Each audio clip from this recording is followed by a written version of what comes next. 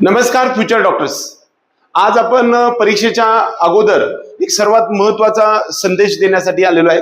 एकतर महाराष्ट्र राज्य किंवा महाराष्ट्राबाहेर असणाऱ्या वेगवेगळ्या राज्यामधून BVSC किंवा त्याला आपण बॅचलर ऑफ व्हेटरनरी सायन्स असं म्हणतो अँड AH म्हणजे ॲनिमल हजबंडरी असं म्हणतो. यासाठी MBBS नंतर लगेचच जर कट ऑफ कोणता कमी लागत असेल तर गव्हर्नमेंट BDS BMS त्याचबरोबर गव्हर्नमेंट BVSC या कॉलेजचा लागत असतो. आपल्याला या संदर्भामध्ये डिटेल सर्व गोष्टी आज आपण टाकणार आहे.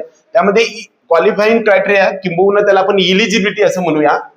ज्या विद्यार्थ्यांना 12वी सायन्स मध्ये परीक्षा दिलेली असेल अशा विद्यार्थ्यांनी फिजिक्स केमिस्ट्री आणि बायोलॉजीची बेरीज ही ओपन कॅटेगरीसाठी या ठिकाणी 50% असले पाहिजे. म्हणजे 150 मार्क 300 पैकी असले पाहिजे. आणि अदर कॅटेगरीसाठी आपल्याला 47.5 एवढं पर्सेंट आपल्याला 12वी सायन्सला जर PCB मध्ये असेल तरच तुम्ही इलिजिबल असता, हे लक्षात घ्या. दुसरा महत्वाचा मुद्दा, आता या ठिकाणी जे काही नीट साठी गोष्ट आहे ते पाठीमागे आपल्याला नॉन झिरो स्कोर असेल तरी सुद्धा, म्हणजे 1, 2, 3, 5 मार्क असतील तरी सुद्धा मेरिटच्या आधारे तुम्हाला इकडे मिळत होतं, असा प्रकारचा संदेश उपलब्ध होता.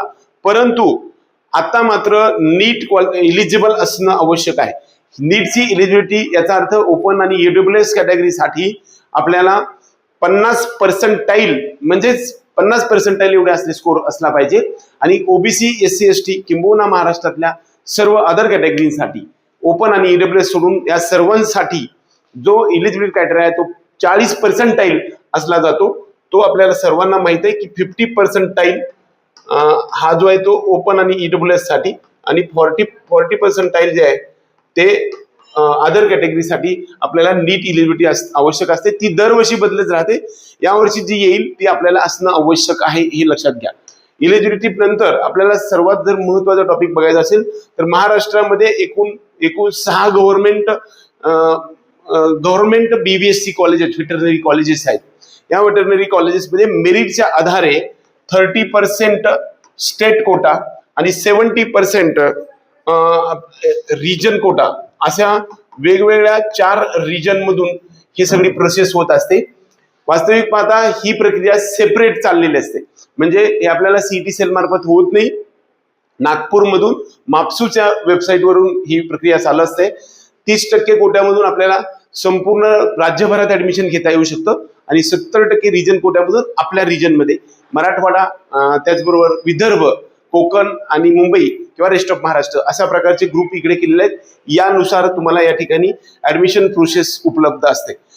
2026 मध्ये मात्र या ठिकाणी जवळपास 4 ते 5 व्हेटरनरी BVSC कॉलेजेस आपल्याला उपलब्ध होत आहेत. ते प्रत्यक्षात आल्यानंतर किंवा काउन्सिलिंगच्या सीट मॅट्रिक्स मध्ये आल्यानंतर आम्ही तुम्हाला सांगूया. तोपर्यंत 100% यावर्षी प्रायव्हेट जे काही सेमी गव्हर्नमेंट कॉलेजेस आहेत त्याची फीज किती असू शकणार आहे, दरम्यान 4 लाखापासून ते 6 लाखापर्यंत असू शकते. वास्तविक या फीच्या संदर्भामध्ये कसल्याही प्रकारची इन्फॉर्मेशन उपलब्ध नाही आहे. परंतु जे काही बाहेरच्या राज्यामध्ये आहे त्यानुसार आपल्याला दिसते की 4.5 लाखापासून ते 6 लाखापर्यंत फीज उपलब्ध असू शकते. मॅनेजमेंट कोटा सुद्धा इकडे उपलब्ध होऊ शकतो. गव्हर्नमेंटमध्ये जर खर्च आपल्याला पाहायला गेलं तर दरम्यान 25,000 पासून ते 70,000 पर्यंत फी संपूर्ण खर्च आपल्याला इकडे उपलब्ध असतो. हॉस्टेल मेस वेगळी राहील. यामध्ये हॉस्टेल सहित ही सर्व कॅटेगरी नुसार ही फीज आपल्याला उपलब्ध असते. आता महाराष्ट्रामध्ये जर समजा कॉलेजचे नाव पाहायला गेलं तर मुंबईमध्ये एक गव्हर्नमेंट BVSC कॉलेज आहे, परभणीमध्ये, उदगीरमध्ये, शिरवळ, सातारा, नागपूर आणि अकोला, हे अकोल्याचं नवीन कॉलेज आता एस्टॅब्लिश झालेलं आहे. एकंदरीत ह्या 6 कॉलेजेसमध्ये आपल्याला गव्हर्नमेंट मधून मेरिटच्या आधारे आपल्याला BVSC करता येऊ शकणार आहे. BVSC साठी किती स्कोर असू शकतो या संदर्भात आज आपण चर्चा करू. बऱ्याच वेळा हा जो BVSC ची प्रोसेस आहे ती सायमल्टेनियस CET सेल बरोबर मापसूच्या वेबसाईटवर चालत असते.